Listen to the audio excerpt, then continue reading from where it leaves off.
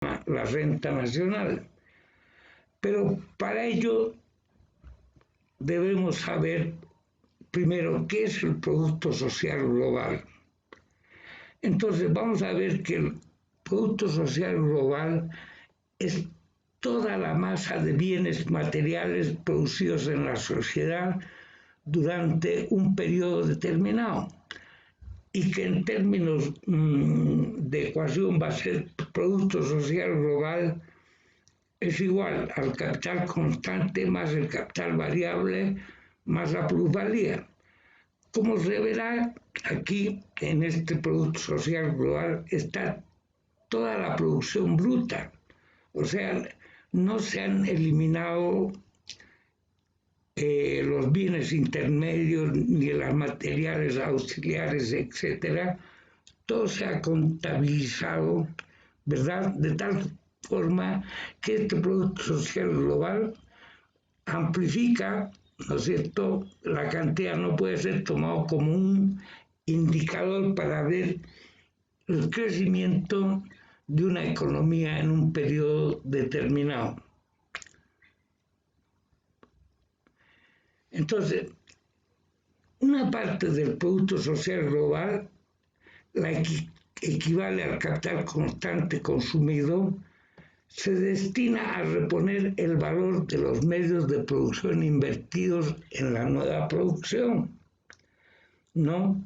Entonces, la renta nacional sería la parte restante del Producto Social Global, o sea, solamente vamos a contabilizar el capital variable y la plusvalía. Entonces, esto es lo que en realidad se produce en un año, es el nuevo valor que se produce durante un periodo determinado y generalmente nosotros utilizamos el año. Ahora, aquí en la economía política es importante ver un aspecto de quienes crean la renta nacional, porque no es igual que el Producto Interno Bruto que se contabiliza comercio, restaurante, alquileres y no, o sea, el sector primario el sector secundario, el terciario, transporte, todo, ¿no? En realidad, para la economía política, los que crean la renta nacional en los países capitalistas son los trabajadores ocupados en la esfera de la producción material, o sea, los que producen bienes materiales, la industria, la agricultura, la construcción, el transporte, etc. Esos son los que crean la renta nacional, o sea, los obreros, los campesinos, los artesanos y los intelectuales ocupados directamente en la esfera de la producción material, o sea, los ingenieros que trabajan, por ejemplo, en yacimiento, o los ingenieros que trabajan en una fábrica de curtiembre, ¿no? Los ingenieros químicos, etcétera, que están vinculados directamente con la esfera de la producción material. En la calidad, por ejemplo, los docentes no creamos renta nacional, o sea, vendríamos a ser como sectores improductivos, porque nosotros vivimos de los que crean la renta nacional. Por ejemplo, el IDH es un porcentaje de la venta de los hidrocarburos que pasa, ¿no?, a la universidad para que nos paguen nuestros sueldos, o sea que en realidad nos están pagando con una parte de la renta nacional. O sea, los sectores improductivos, como les decía, no crean renta nacional. O sea, en las ramas no dedicadas a la producción no se crea la renta nacional. Por ejemplo, el aparato del Estado, o sea, todo lo que llamamos la burocracia estatal, ¿no? El crédito y el comercio, ¿no? O sea que nosotros en macroeconomía nos enseñan a calcular todo lo que agrega estos sectores, pero sin embargo, en la economía política, estos no son considerados como portadores de la renta nacional. Ahora, todos los gastos hechos en dichas ramas se cubren a cuenta de la renta nacional, creada en la esfera de la producción material. ¿Cómo se incrementa la renta nacional? Es una pregunta lógica, o sea, si nosotros pensamos que la renta nacional se crea en la esfera de la producción material, vamos a considerar que si incrementamos el número de trabajadores en las ramas de la producción material, vamos a incrementar también la renta nacional. Ahora, si elevamos el nivel de productividad o la capacidad productiva del trabajo, ¿no? Y reducimos el número de trabajadores de las ramas no productivas, vamos a incrementar la renta nacional.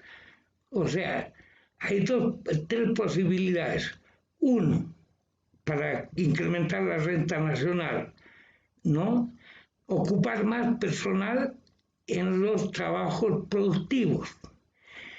Elevar, ¿no es cierto?, el nivel de productividad del trabajo en las esferas de la producción material de bienes. Y finalmente, si reducimos el número de trabajadores de las ramas no productivas, también vamos a incrementar la renta nacional. Ahora vamos a pasar a explicar la distribución y redistribución de la renta nacional. Hay que distinguir en la economía política la distribución primaria y la distribución secundaria de la renta o la redistribución, ¿no? La distribución primaria consiste en que se distribuye toda la renta entre capitalistas y los obreros. Los obreros sabemos que perciben salario, los capitalistas perciben la plusvalía, pero esta plusvalía se distribuye también, o sea, porque el capitalista en función tiene que pagarle por un préstamo al capitalista financiero, ¿no? O si se arrienda tierras, tiene que pagarle, el empresario agricultor tiene que pagarle una renta a los grandes propietarios de la tierra. Ustedes me dirán que esto en Bolivia no existe, pero yo les puedo asegurar que hay investigaciones y estudios que muestran cómo empresarios agrícolas brasileros vienen al oriente boliviano y se alquilan tierras de los grandes latifundistas y pagan una renta, ¿no? Y estos empresarios se quedan con la cuota media de ganancia, o sea que llevan su parte por el aporte de capital. Ahora, este es un ejemplo que tenemos sobre un ejemplo numérico sobre la primera distribución de la renta nacional. Aquí vamos a considerar como Producto Social Global 90 unidades monetarias. De esas 90 unidades monetarias se dedican a la reposición del capital constante consumido 60 unidades monetarias. Y hemos visto entonces que la diferencia va a constituir la renta nacional, o sea, el capital variable más la plusvalía.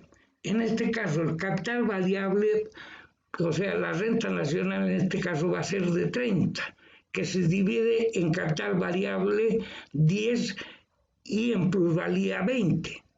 Ahora, el capital variable significa todos los salarios de los obreros ocupados en la producción de bienes materiales, ¿no?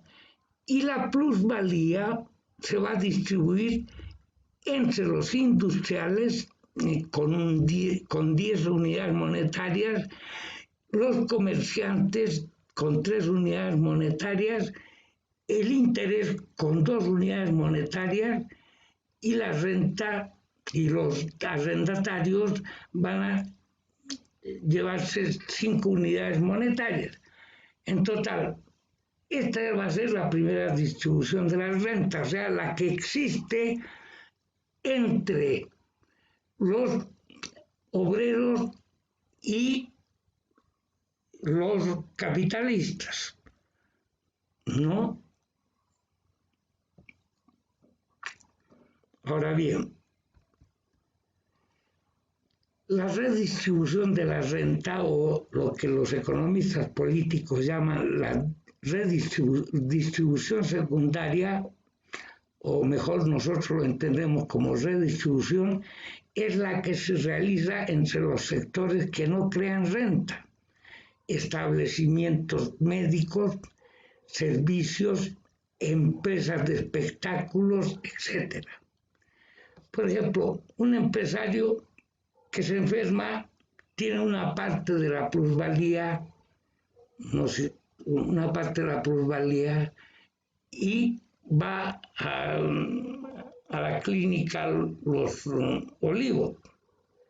Entonces, al pagar a esa clínica, él está prácticamente redistribuyendo la renta nacional. Y cuando el empresario de esa clínica paga a los doctores, a las enfermeras, al personal de limpieza, está también redistribuyendo la renta nacional, ¿no? Entonces los capitalistas dueños de dichas empresas pagan salarios a los trabajadores, ¿no? A los médicos, artistas, etcétera, y cubren los gastos materiales originados por el mantenimiento de los locales y obtienen una ganancia también. Ahora bien, ¿con qué se le paga el sueldo o los salarios a los trabajadores que trabajan en la burocracia? Por ejemplo, al ejército, a la policía, a los jueces, al aparato administrativo, todos ellos, ¿con qué se les paga? Todos estos gastos se cubren a cuenta de la renta nacional. Pero, ¿no es cierto?, para ser más concretos, ¿no?, vamos a ver que estos gastos logra recaudarlos el Estado a través, ¿no es cierto?, de los ingresos provenientes de los impuestos con que se grava la población. Entonces, pero esa es parte de la renta nacional también. Es bastante sencillo este tema, así que vean ustedes la